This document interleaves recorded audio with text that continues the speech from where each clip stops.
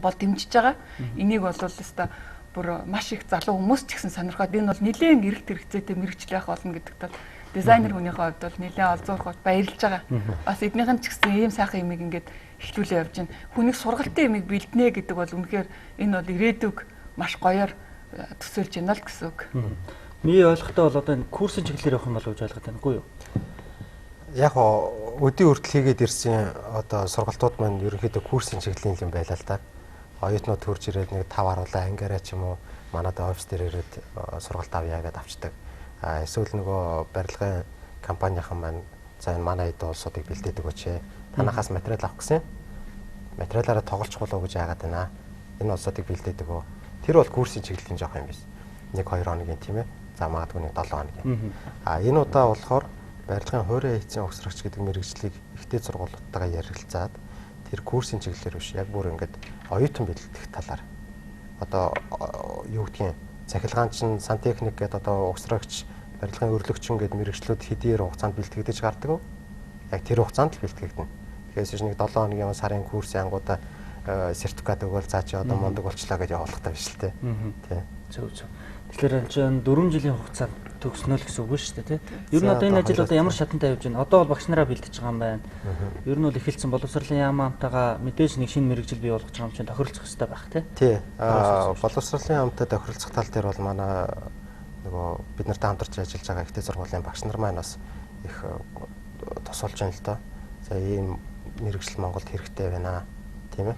Энийг одоо сургуультай бид нэр програм болгож авъя. Энэгээр оюутан бэлтгийа. Одоо за хуурай эзэн юу энэ хичээл одоо хэдэн цаг ордгийн те хэдэн кредиттэй байна гэдэг тэр чиглэлийн юмнуудыг бол манай багш нар маань хариуцж байгаа л да. Олон улсууд бол байдаг мэрэгжил манайд л чухандаа байхгүй юм шүү дээ. Тий, ер нь олон улсад байдаг мэрэгжил манайд одооноос бий болох гэж байна л гэсэн үг. Бас анх тэгчиг тав хүмүүс эхлүүлж байгаа юм байна. Тэгэхээр гол нь одоо энэ сүүлийн үед та түрүү хэллээ энэ одоо энэ барилгын материал за барилгын материалыг нь одоо энэ барилгын ажил гүйцэтгэж байгаа хүмүүсийн нэр хүнд унсан гэж. Тэгэхээр илүү гоё мэрэгсэн хүмүүсийг бий болох шаардлагатай байгаа юм байна. Ер нь бол тий.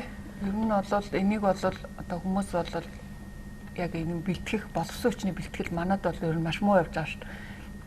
Мэргэжлийн нөгөө нэг сургалт үйлдвэрлэлийн төв гээл одоо засал чимэгч амбалтаач ингээд тэгэхэд тэднэрт бол энэ хамгийн нэгдүгээр тэр материалын бүтцээс нь хэсүүлэл тэр хүмүүсийг сургах хэрэгтэй байхгүй. Тэр шинж чанар нь ямар хөө байдгийг тэгээ одоо хийх үйлдэлийн заацур. Манад бол энэ бол маш муу явж байгаа л да. Тэгээд яг үгээр манай Монгол барилгачид бол залуучууд бол маш мундаг штэ. Ер нь бол юмыг бол маш гоё хийж чаддаг. Тэгэхэд бол гадны хүмүүсийг бол манай хан одоо маш өндөр цалингаар ажилуулад идэг. Би бол энэ эсрэг байдаг. Яагаад гэвэл эх орондоо байгаа монгол залуучууд тэрнээс ч илүү их юм хийх бүтээх боломжтой байгаа байхгүй. Тэгээ манад бол яг ингээд сургалтаа явуулаад бараа бүтээгдэхүүний зөв бүтэц сурталчилгаагаа хүмүүст зөв таниулаад яг ингээ хийгээ явах юм бол энэ мань бас улс орны эдийн засгийн хөгжилд ч гэсэн бас эерэг үр дүнгууд гарч ирнэ. Тэгээд ягаад энэ сургалт зөв явагдана гэдэг чинь хүмүүсийн сонголт зөв болчихж байгаа. Нөгөө чанаргүй барилгын материал чинь аяанда нөгөө стандарт бус учраас тэр хүмүүс нөгөө сургалтаараа үзсэн хүмүүс чинь стандартаа барай явчихна. Тэгэхээр нөгөө материалынхаа сонголтыг хийхдээ бас яг стандартаа барай л явна гэсэн үг. Тэгэхээр бол энэ бол айгүй чухал, бүр маш хэрэгтэй. Одоо бүр эдний компани энэ үйл ажиллагаа бол одоо яг цаг үе явуулж гарч ирж байгаа гэдэгт бол одоо энэ хуурай эцэг өгсрөгч гэж яг юу хэлээд байна? Одоо манай үзэгчид биднийг хараа сууж байгаа залуучууд бас хуурай эцэг өгсрөгч болъё гэвэл мэрэгжлээ ойлгох хэрэгтэй байх л тийм. Хуурай эцэг өгсрөгч гэдэг маань одоо гивсэн автан одоо тэрүүгээр өрөө хоорондын тусгаарлагч ханыг хийж болно. Төрөл бүрийн одоо интерьерийн шийдэлтэй дүүжин тааснуудыг хийж болно тий.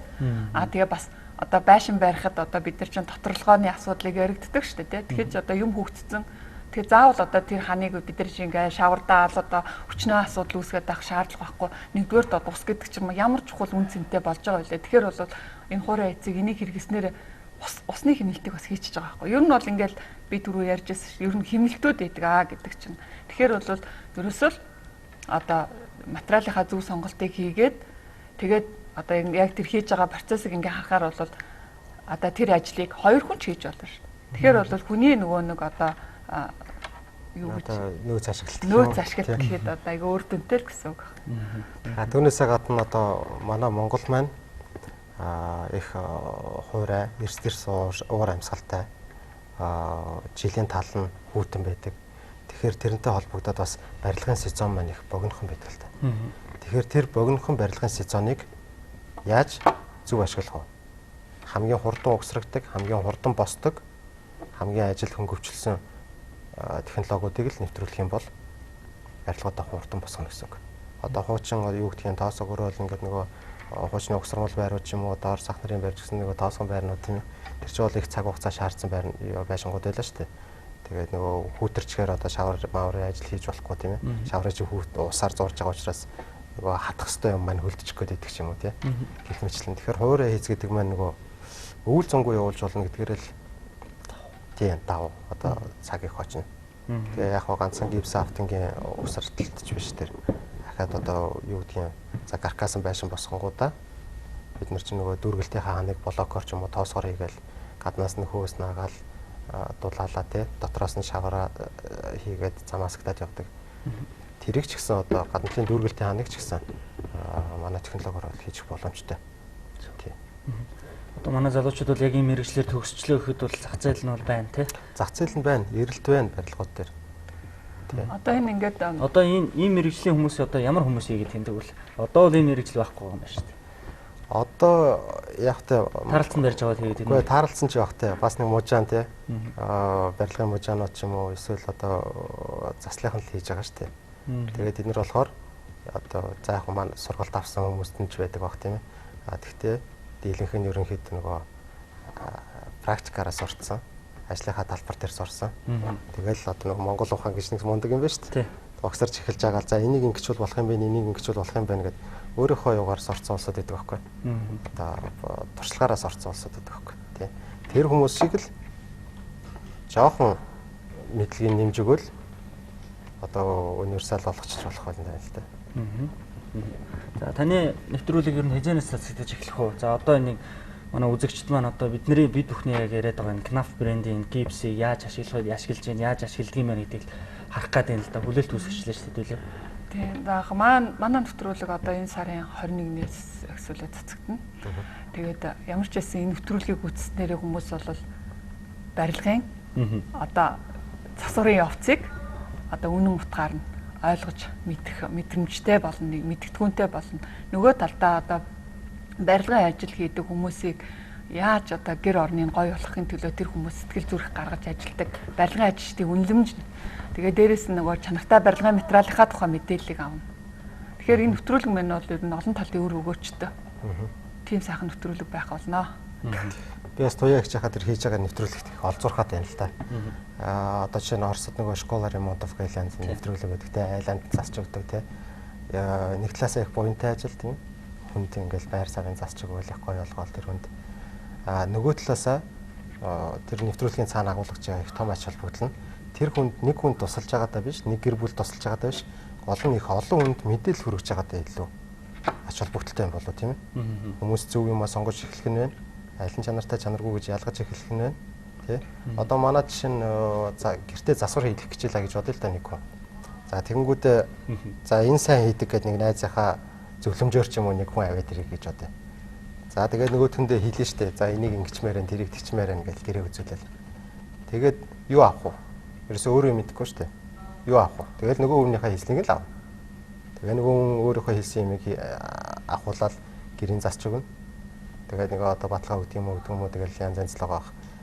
Хийж чаддгүй одоо би чадна гэж бас нэг айхтар улсууд байна тэгэл. Тэгэхээр барилгын материалын сонголтыг зөвхөн гүйцэтгэж байгаа хүн хийхтэй биш. Дахиад зүгээр л өөр ажил хийдэг барилгатай ямар ч холбоогүй хүн гэрээ засах болоход тэр талаар нэг тодорхой хэмжээний мэдлэгтэй байхад болчихж байгаа байхгүй. Дараа нь бол манай нэвтрүүлгийг үзснээр магадгүй чи үзээд дараагийн чиний сонголт бол арай л өөр болно гэсэн үг. Мэдээж бол хоёр төлөхгүй нэгийг л төлнө. Тэгэхээр зөвхөн орон сууцны айлууд багч байна уу? Эсвэл гоё хувийн байшинтай айлууд хамрагдаж болох уу? Метр квадратын заасан уу та бүхэн? Үгүй ер нь бол би бүх одоо амны орон сууц, хуучин орон сууц, одоо дутуу айцсан орон сууц тэгэл ер нь бол бүхий л одоо манай Монгол улсын Улаанбаатар хотын хэмжээнд хөдөө орон нутгатайгаа барилгатай холбоотой бүх хүмүүс тулгарч байгаа асуудал бэрхшээлийг би тэднэрт нэг айл дээр жишээ аваад тэр өөрчлөлтүүдийг хийж үзүүлэх болно. Ингэснээр манай Монголын одоо барилгын салбарын одоо тэ хөгжил нэр хүндийн асуудал ч гэсэн давхар яригдана. Бас барилгачдын маань ч гэсэн одоо хөдөлмөрийн үнэлэмж бол би тий өндөр болно гэдэг байгаа шүү дээ. Тэгээд яг гол нь энэ нэвтрүүлгийн маань ач холбогдол хүмүүст нэг айл дээр сонгогдоод гарч байгаа үр дүн маань олон хүмүүсийн энийг яаж хийх үү гэдэг асуултын хариулт авах болов уу гэж бодож байна. За баярлалаа. Бид бүхний ярилцах сэдвийн хүрээ маань бол нэлээдгүй өргөн байлаа. За харин нэвтрүүлгийн маань цаг бол хязгаарлагдмал байлаа. Тэгээ та бүхний ажилд амжилт хүсье. Энэ сайхан мэргэжлийг бий болгоод олон залуучуудыг ажлын байртаа болгоод өөр ингэсэн хүсэл тэмүүлэлтэй болох тус болоорой гэж хүсье. Тэгээд ажлын өнөөдрийн ярилцлага нэвтрүүлэг маань үүгээр өндөрлөж байна. За маргааш яг энэ цагта өөр сэтгүүлч, өөр хөтлөгчтэйгээр, өөр шинэ зочинтойгоор үзэгч та бүхэнд уулзах болно. Баярлалаа баяртай. За баярлалаа.